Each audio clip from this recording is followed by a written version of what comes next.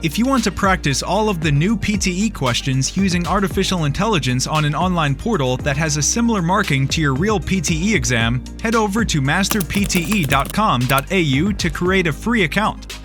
Here, you can practice all 4 sections separately and receive instant feedback for all of your speaking, writing, reading, and listening.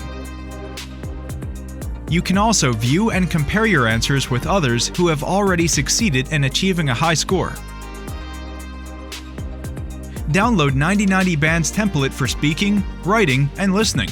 Take mock test, receive instant result, overall feedback, and in-depth analysis which helps you pinpoint exactly where you lose points.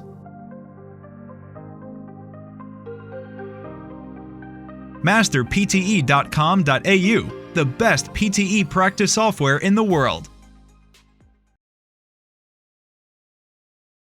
The debt today is so high. It's 200,000 rupees. 300,000 rupees of peasants who have no capital. And they who know within a year or two, when they accumulate that kind of debt, they will never be able to pay back. Where is the debt coming from? It's coming from a seed that is costing 100,000 to 200,000 rupees per kilogram, depending on what you got.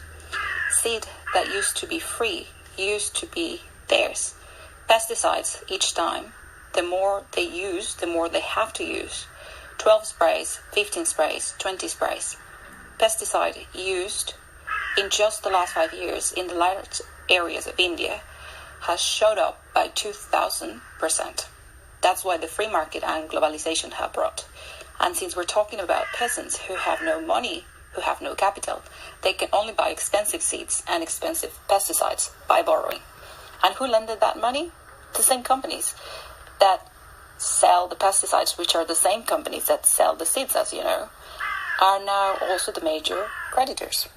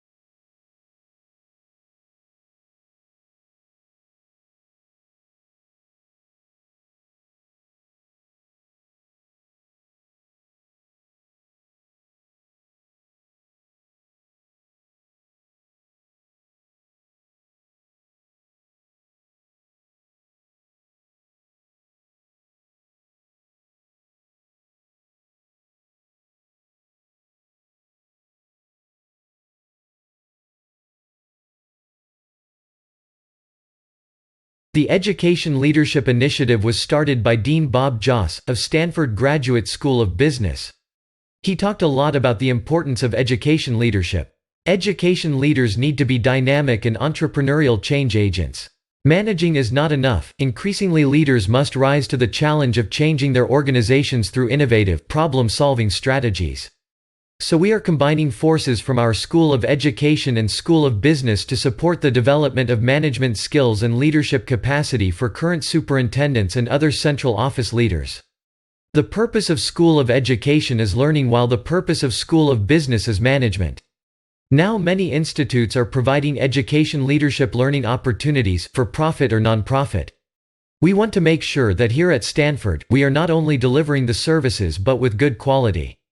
The program incorporates case studies and research-based presentations, discussions, and exercises. Participants also collaborate and build relationships through group work. However, they must realize that it is their own responsibility to achieve and accomplish. What others can do does not indicate what you are capable of.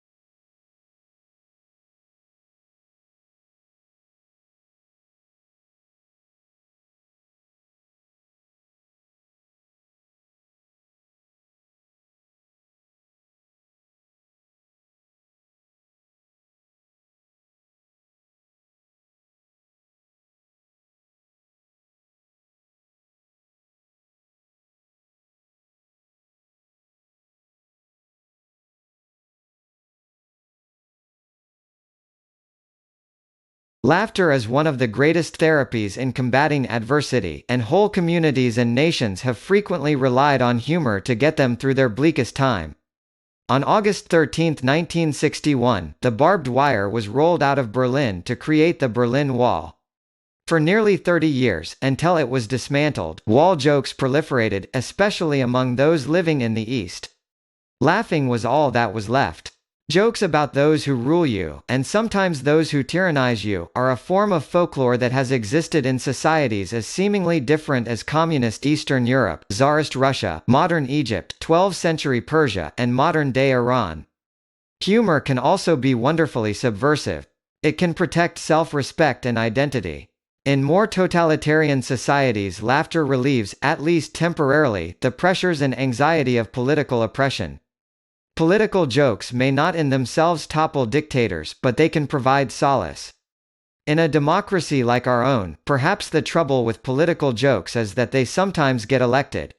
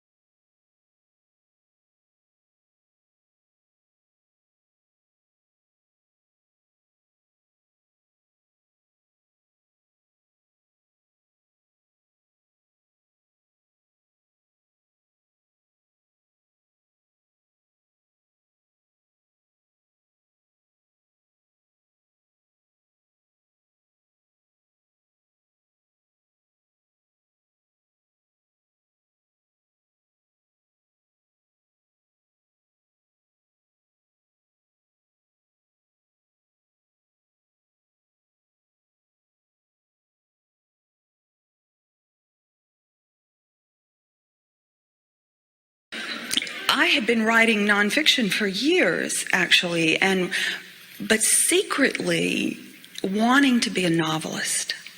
When I first started writing at the age of 30, it was with the intention of writing fiction.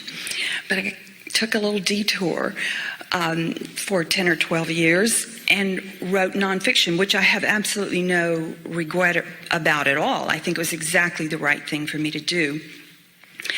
But there was that dream tucked away inside of me to do this.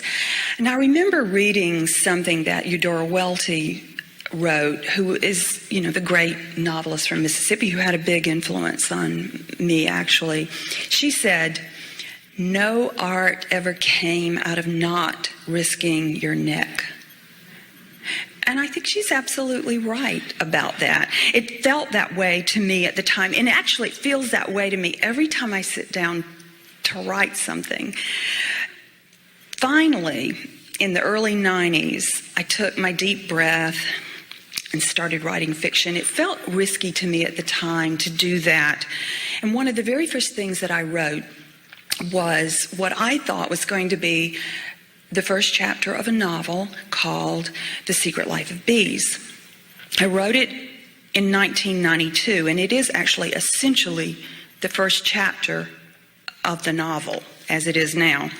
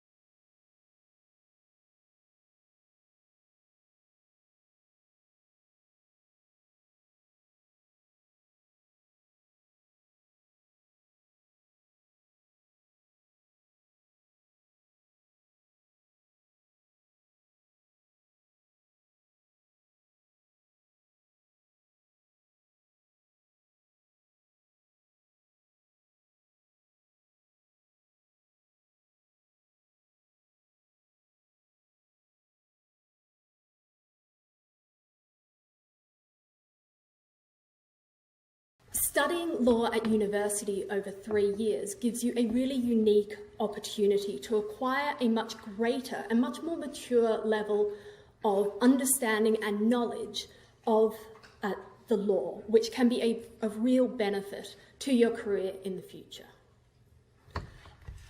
If you're not so sure if you want to study law, law can also be an incredibly helpful degree for a multitude of other careers. For example, politics, journalism, the charity sector, the United Nations. It can be a springboard to all these different types of careers. Why is this? Well, because of the way that we teach law. A law degree involves not only studying what the legal rules are, but really taking an analytical approach to the world around us. It involves thinking about why certain laws exist. Can they be justified philosophically? How have they developed historically? What social goals are they trying to serve? And how should the law develop in the future? So here at Cambridge, we're not just studying what the law is. We're talking about what the law could be, what the law should be.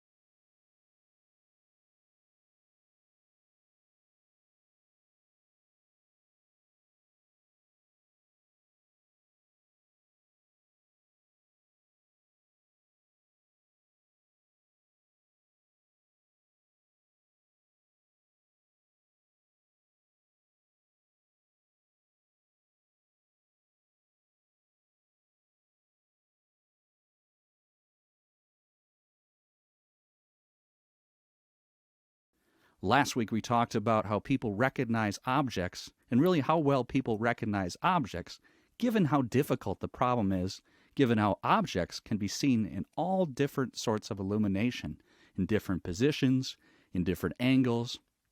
And yet we are able to extract that information. We are able to take the visual stuff out there, interpret it in a way that allows us to recognize all the different things that we can see in our environment. Today we're going to kind of carry on looking at that.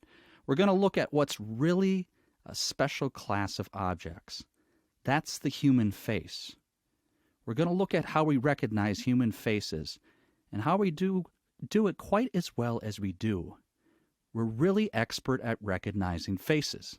So again, we can think about how do we take that visual information and how do we transfer it into a form which allows us to put a name to a face and to do all the other clever things we can do with faces. So I'm going to start off again by just pointing out that it's a hard problem. Face recognition is a hard problem, and it's a clever thing we do. If you think about all the different types of faces you can recognize and all the different types of information you can get from the face, you kind of start to appreciate how well we can do face recognition.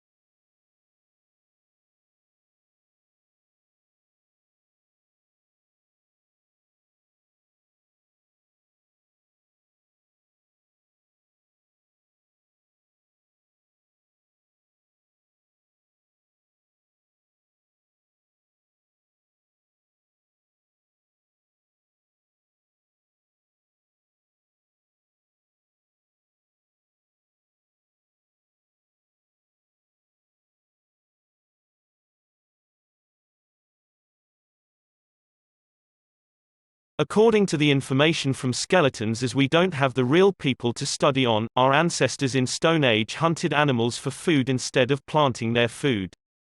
That's why there was a wide variety of food. But the lifestyle was still difficult because they had infection diseases later. Although they had produced hundreds of food, the quality of diets was not good at all.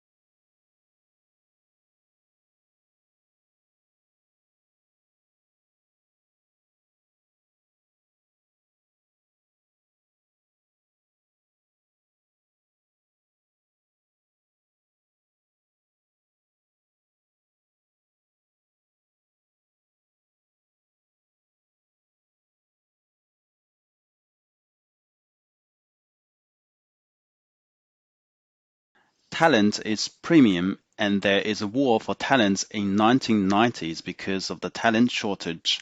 Companies and countries are recruiting young talented people from different countries and sending young people to universities. Some young people immigrated after they graduated from the university. They compete with local students. Countries and organizations should put talents at the primary positions.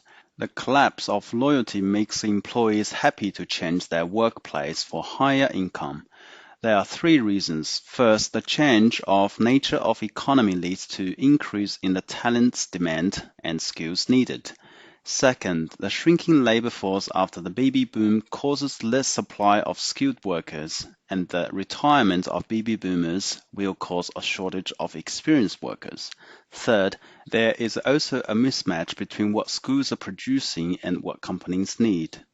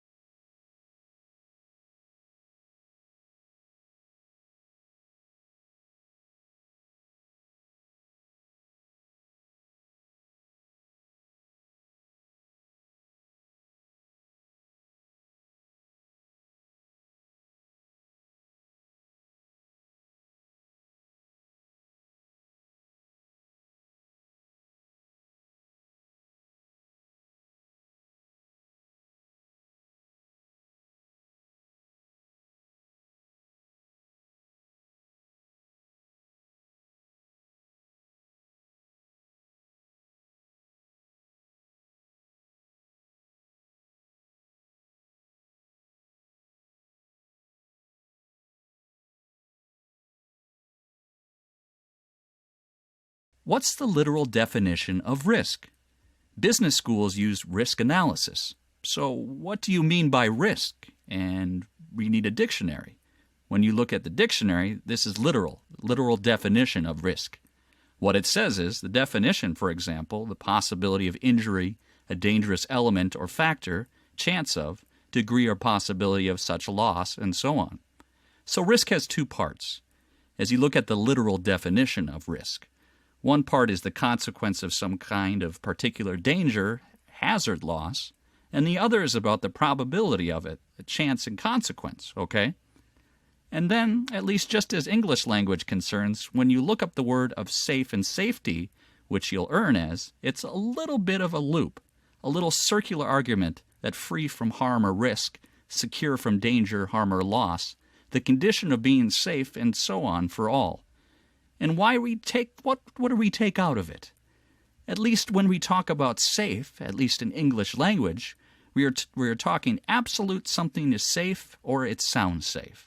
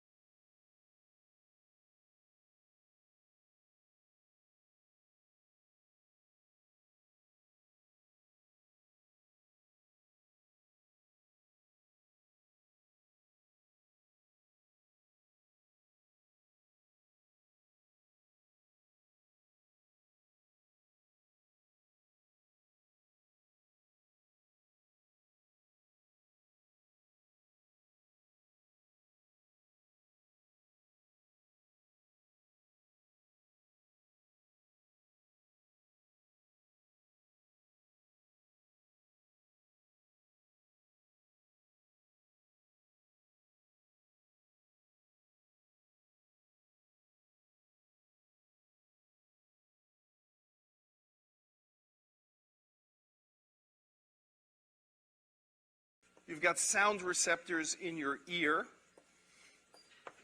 and they're beautiful. We're not going to talk about them at any length, but there's little flappy, these little spiky things going along in your ear, and they can translate vibrational energy coming from your ear, hitting your eardrum, being translated into a vibration in the fluid in your ear, into a physical motion of these little receptors there, into an electrical motion, into an electrical signal that goes into your ear.